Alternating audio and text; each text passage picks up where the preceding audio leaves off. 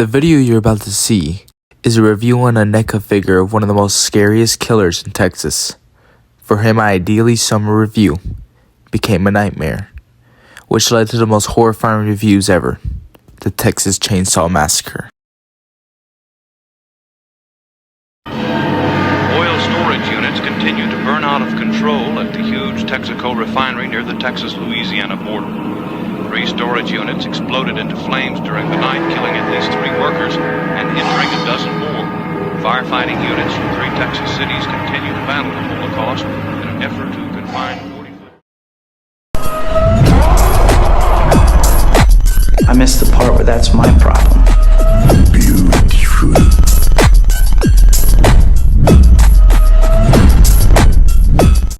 The Texas Chainsaw Massacre. We know it, we love it, and it's a great film. You know what I mean? It's still horrifying and still pretty scary. We don't talk about those ones. These are pretty good though. Check them out. Anyways, the Texas Chainsaw Massacre had its 50th anniversary in October of last year, and we have a figure for that we're about to look at. So let's get on to it. Alright, here's the figure of all its accessories. Now, let's take a closer look at it, shall we? Now, the figure itself looks really good. It looks screen accurate how it is in the movie. You know, it looks very scary, imposing, intimidating. You know what I mean? And it just looks like my Uncle Jimmy who keeps asking for money because he's a bum. Anyways, a cool detail I found on this figure is that there's a cut on his leg, and that's when he cut himself with his chainsaw in that one scene. Also, his fly is down, which is pretty gross.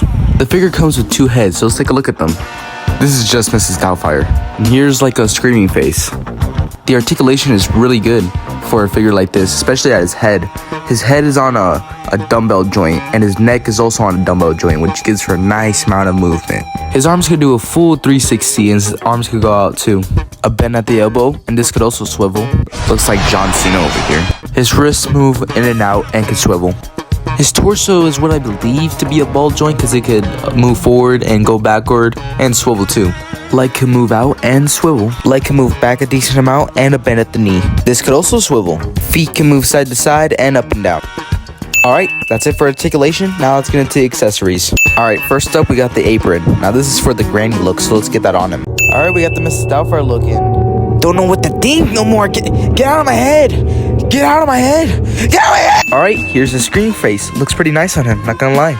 It looks like I'm filming an MIB video. He has different hands to hold his chainsaw, you know, or the weapons or a fucking gun. And instead of the hands moving inward, they like move side to side, which is pretty cool. These hands are obviously for the chainsaw. It has a nice amount of detail on it, you know, especially with all the blood and whatnot. Here's a spoon.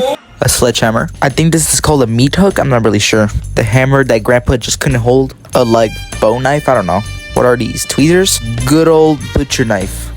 Alright, I think it's now time to compare him to some other figures. Here he is next to the goat Jason. Here is Freddy Cuckoo Puffs. And finally, Michael Myers. Alright, it's time to give my final thoughts. Alright, and okay, I gotta stop saying alright. There's gonna be an alright counter for this video. Anyways, this figure is good. It's really good. Especially for the 50th anniversary, you get a lot of what you're paying for. You really do get your money's worth. It's very detailed and very nice.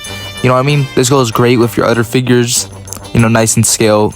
You know, I think it's like 7 inches. And yeah, it's pretty good. I recommend you pick him up at your local Target if he's there. Alright? And in conclusion, alright? Nah, I'm just playing.